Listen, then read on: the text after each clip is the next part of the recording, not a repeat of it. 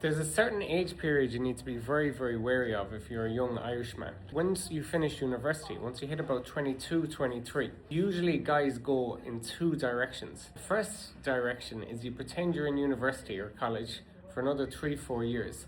And by the time you get to 30, you look like you're about 40. And you're way overweight, you've lost all your athleticism, and you just look absolutely shocking, unhealthy, inflammation, been drinking too much, been pretending you're still in university even though you're well finished. Party, horsing around. Someone out there at the same time is working hard. The other direction is lads tend to get obsessed with some sort of sport, like Gaelic football, rugby or soccer. They get obsessed with either high rocks or marathons, or maybe even bodybuilding for a certain term, or maybe they'll go through phases of being obsessed with each of them. By the time they get to 30, they look about 25.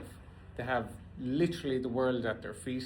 They're young, healthy, flexible, and things just seem to be coming a lot easier to them than for the other people who pretended they were in university. If you're at 23, 24, 25, and you're a little bit out of shape or you've been fucking around a bit in university, nobody really gives a fuck.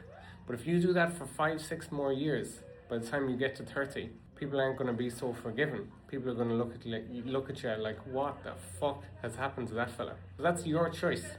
Doesn't matter how good your genetics are, you'll get away with a lot of fuck acting when you're in university, when you're just finished secondary school. As soon as you hit 23, 24, 25, stop getting away with that type of flexibility when it comes to having a terrible sleeping pattern, binge drinking, to eating takeaways.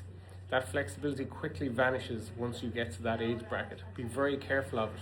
Stop pretending you're in university if you're finished university and lock in. Let's go.